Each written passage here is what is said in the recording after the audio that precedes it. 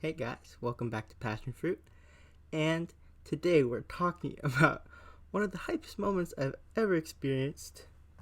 One Piece chapter 1001. One Piece 1001 was an experience like no other. I think literally I audibly gasped and screamed so fucking much, and it's currently 4:20 in the morning. Funny number. But like it's late at night and I really just didn't give a shit because holy crap, that chapter was phenomenal.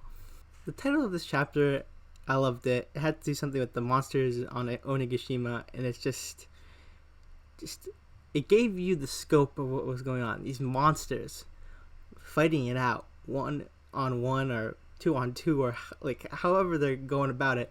They're like going at each other, and it's like monsters attacking one another. It's a great title. Probably not going to be the official translation, but it's still a great title by the translation team that worked on this. Scans. After the amazing, lovely cover page with Jinbei chilling. Jinbei's my favorite character if you don't know. So it was a great start to a phenomenal chapter. It was the Jinbei chilling on that jellyfish was good signs to come of what we're going to get next. So I'm just going to start where the chapter starts because it leaves off right where we ended last chapter with the aftermath of Luffy's red rock that he absolutely destroyed Kaido with. Kaido got hurt, guys. Kaido got hurt. The man you always bet on, the whatever he is, you always bet on, he literally got hurt and brought down to his knees, and he like literally had inner dialogue about that punch hurt. The beginning of this chapter literally just hypes up Luffy so much. Literally, it goes from Kaido feeling pain, which is something we don't really get to see much, and then him looking up to him with this amazing panel of Luffy dead in the center, and all this people behind them, these great, phenomenal characters behind them, and Kaido just looking at Luffy and thinking, only these people can hurt him. And Luffy's now in that group. People who think can defeat him, Luffy might be in those ranks now, or I might be reading into it, but still Kaido looks at him and sees those other people. Shanks, Rocks, Whitebeard, Roger, like Odin, like great company to be put in with, and Kaido may put Luffy in that group. After all that, Luffy proceeds to get put in his place by getting Thunder Bogwad again, similar to beginning of this arc. But I'm pretty sure, from what I remember, it's mirrored, which I liked. It's nice. The attack is mirrored. It's not the same exact paneling. I'm pretty sure. I might be wrong. It's been a while, but yeah, it was.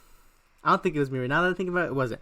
But still, I love seeing it's the exact same basically paneling, and it's great. Seeing Luffy trying to use Future Sight as much as possible is just great. I think it should have been used more often, and it's kind of weird sometimes when he doesn't use it, or it's not really focused on, because like, of course he isn't a master of it, and he needs to still be improving on it. So like during all of Udon, it's not really brought up, I'm pretty sure. So it's like,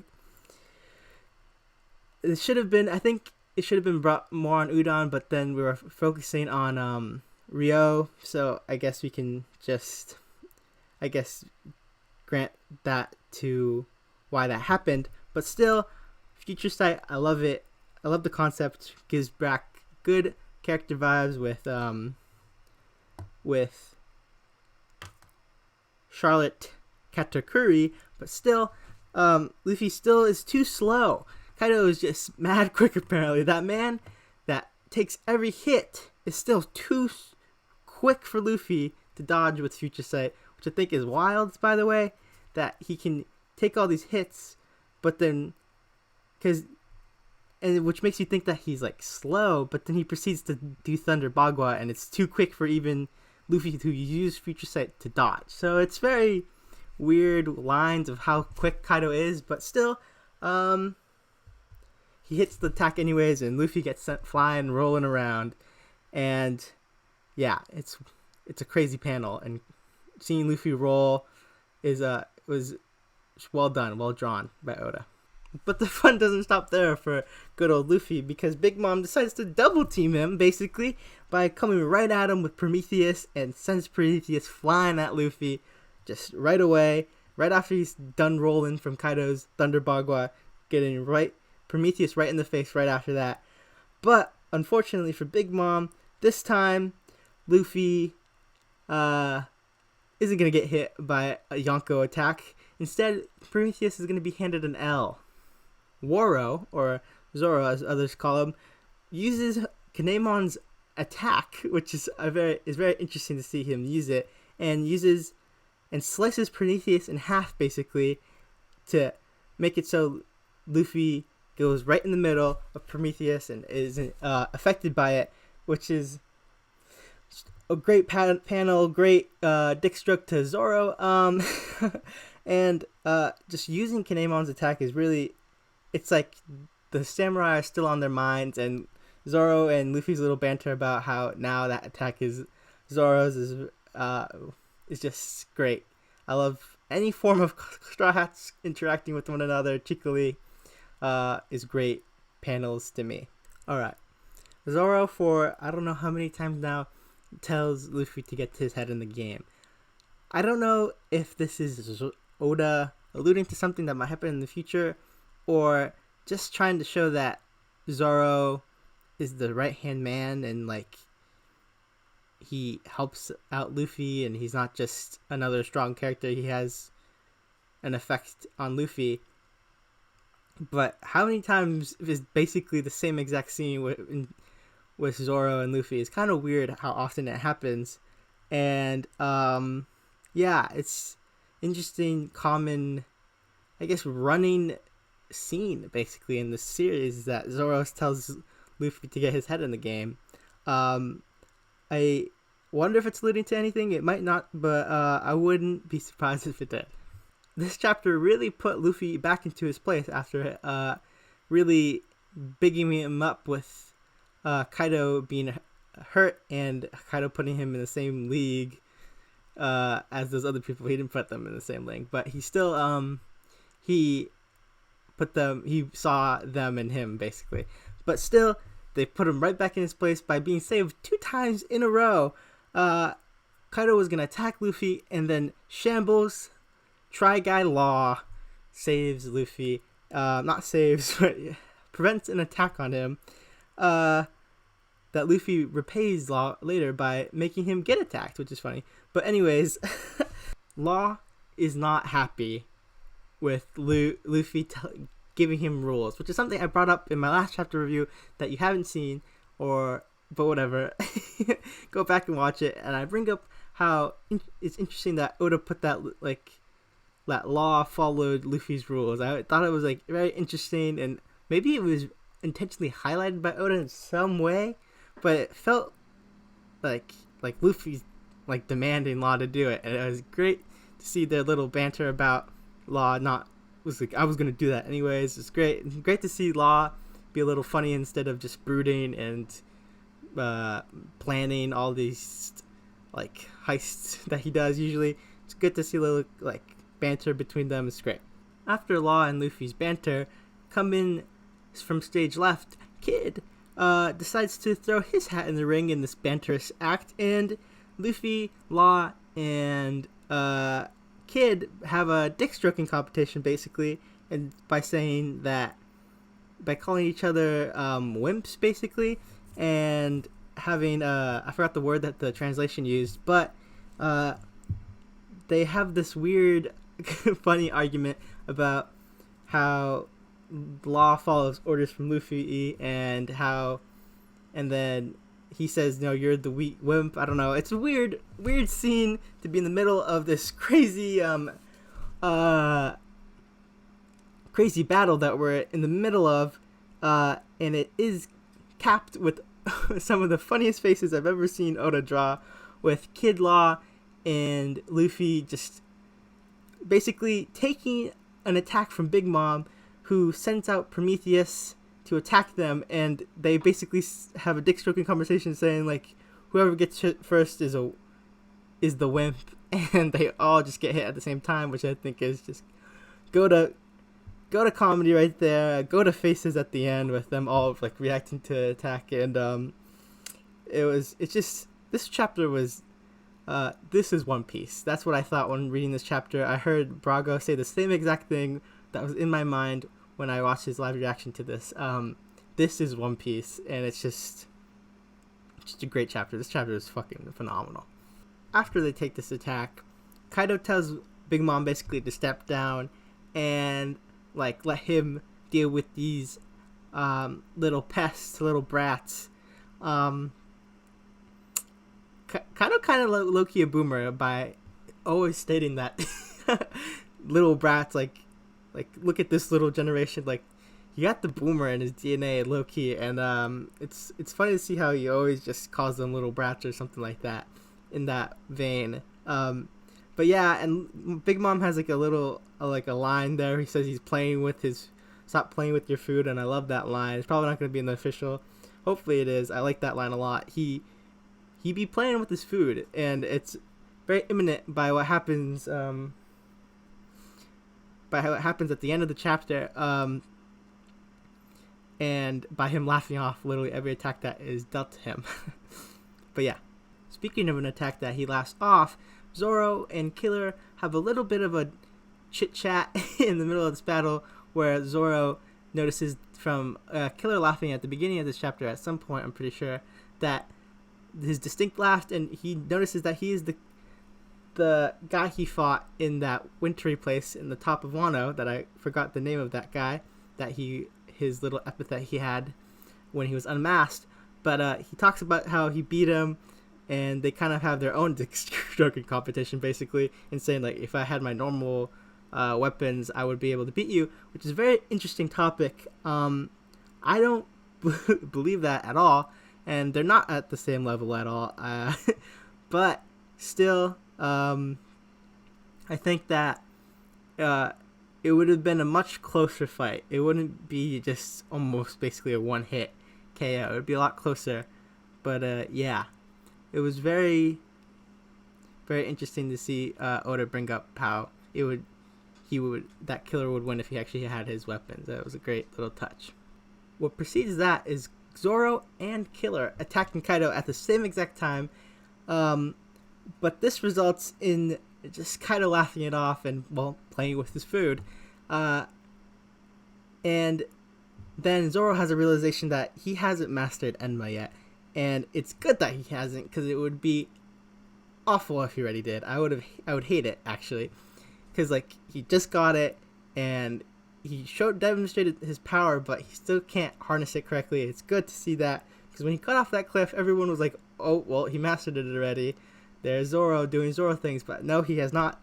He still can't cut through Kaido just yet. Well, it's very, very soon to come, but he hasn't cut through Kaido just yet. And yeah, he has this realization that Enma, he needs to give it more juice, or take more juice from it. I don't know how Enma works properly, really. But yeah.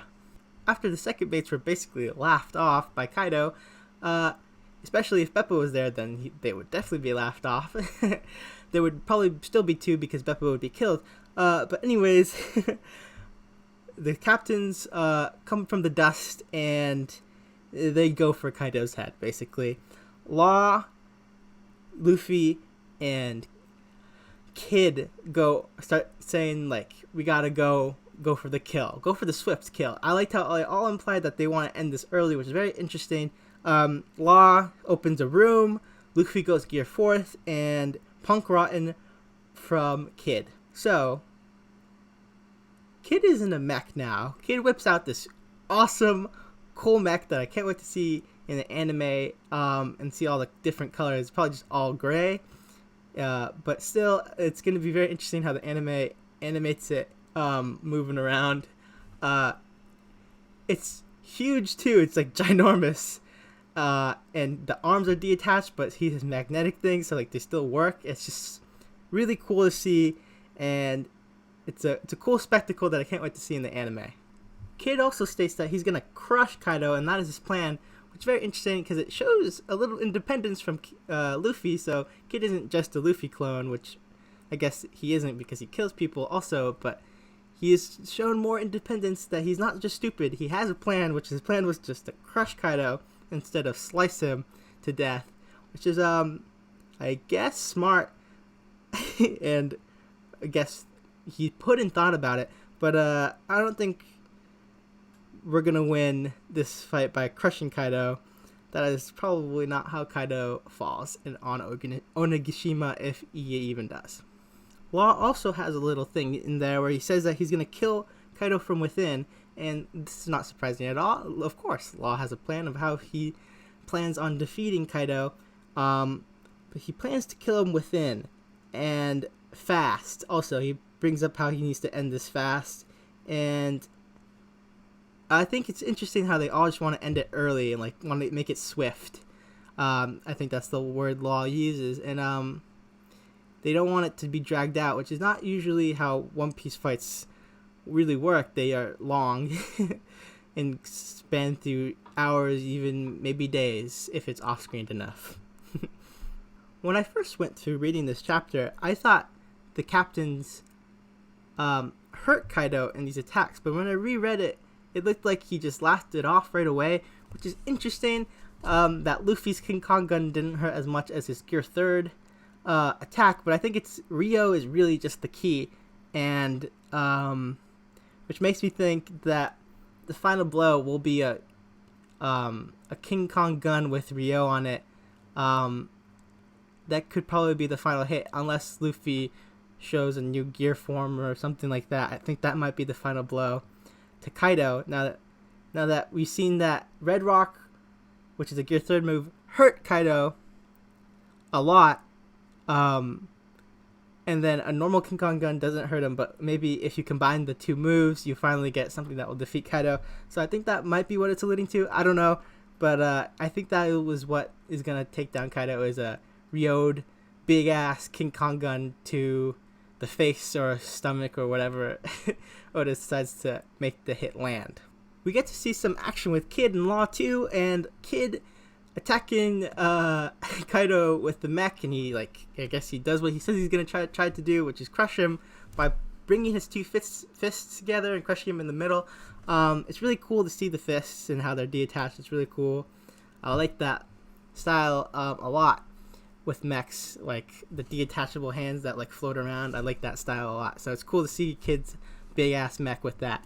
And Law does I forgot what he does exactly, but he just sends Kaido to the floor. Okay. He doesn't do what he said he does earlier, which is like kill him from within. At least that's what it looks like. But Kid does what he said he's gonna do, which is crush him. So maybe Law, from what that move did, is gonna hurt him from within. But I think I'm expecting a Gamma Knife some point during this fight. But we'll see if it works. Then Big Mom starts laughing, and you wonder why. Well, Kaido turns back into a dragon and also starts laughing, which is crazy because he just got attacked by all those moves I just stated before, and he just turns into a dragon, flies up, and laughs, which is wild. And it's crazy to see, like, maybe how dire the situation is, because, like, these are big attacks that are, like, hitting, but there's still two Yonko facing them, and they're basically not really hurt still, and still being able to laugh off these big attacks from three of the strongest, that people say, worst generation members, the three strongest, well, not including Black, it's the three, I forgot what the other thing's called, but not including Blackbeard, that one. Those three strongest, and they're going all out. They're not holding back, like Luffy's Gear 4th, and they're still getting laughed at by these two Yonko, which is crazy. And I want the tonal shift hopefully to turn soon. Seeing them just being desperate the whole entire time, I don't think I would really enjoy that, because that was basically all of the Katakuri fight, which is just being like outmatched the whole entire time, and then basically at the end just outwilling it. I hope that, like, there's more of a up and down, which we have, like, not up and down, but like both sides get the upper hand a little bit. which we did kind of see with Luffy landing the red rock, but I feel like that I want to see a little bit more of them on the upper hand than just one hit. So we'll see if that happens. But Big Mom and Kaido basically state that they just are going to kill all of them. They're not going to keep them captured and maybe try to change them back to the other side. They give up on that. They're going to kill all of them. They're all going to be dead by the end of this, or they'll win this battle. That's basically what Big Mom and Kaido have stated. This kind of helps the theory, like debunk the theory that they lose, because if they're planning on killing them, that they're gonna kill them, unless this is a mistranslation, and in the official they'll change it. But Big Mom and Kaido plan to kill everyone who's on the roof currently, so we'll see how that goes. Yeah. So on my notes here, one of my bullet points is Big Mom on her poneglyph shit again, and that made me laugh. I forgot I wrote that. So Big Mom mentions how she's gonna steal her poneglyphs again. I love how that keeps getting thrown in there, that Big Mom is searching for these poneglyphs. Big Mom is pursuing being king of the pirates, which is queen of the pirates, I guess you would say, which is very interesting because she's so fucking old and still hasn't even like you would think she's like strong enough to do it if she really cared, but I guess not. She's still looking for these poneglyphs, which makes me think that there is someone working for the Big Mom Pirates that are searching for that poneglyph, already knows the information on the poneglyph on Onigashima right now, because Big Mom's going to betray Kaido. It's literally been stated, put in our face, that pirate alliances don't work out. Big Mom is going to betray Kaido, or other vice versa, but more likely Big Mom betrayed Kaido. Someone's looking for that poneglyph right now, and Big Mom wants it. Big Mom on that poneglyph shit, you know? Some interesting dialogue at the end of this, like final, amazingly drawn final page of this chapter, where everyone's facing each other again, but they're all like Gear Force, Mech time, Kaido Dragon time, and Big Mom's still on Prometheus, or still on Zeus. Like they're all looking at each other again, and I think it's interesting that Kaido says whoever wins here gets one step closer to being Pirate King, which to me is interesting because, well, it brings up the factor that we're almost near the end of the story, and we're like finishing like final battles until we finally get to Luffy gets to be crowned Pirate King. And also Kaido sees Luffy and the people on this roof as obstacles in his way to being Pirate King. Like, he needs to defeat these people to be Pirate King, which is very interesting that he sees that. Maybe it's because they're challenging him, but it's interesting. Maybe there's other reasons why he thinks that he needs to defeat them to be Pirate King. I don't know, but it's interesting that he sees them as obstacles to reaching his goal of being Pirate King, which is one of his many goals, apparently. But yeah, guys, I'm currently working through the One Piece anime. I'm watching all of the Wano arc, or most of it. I'm starting from Act 2. I watched a little bits and pieces of Act 1, and I just didn't want to go through Act 1 really again. So I'm currently working on Act 2. I just finished Act 2. No, I didn't finish Act 2. I'm getting my way through Act 2 because of the episode that just came out. Everyone was basically calling it a One Piece movie quality, and I really want to watch it, but I want to watch all of the One Piece anime just to catch up with the story and all of that. And I'm gonna make a review of the One Piece anime and how it's doing right when I finally catch up with that, and I'm very excited for it. But yeah, I hope you guys like this video. Subscribe if you want to subscribe, and like if you like the video, and comment and give me any support or any feedback and criticisms. It's all welcome. And thank you guys so much for watching. Peace.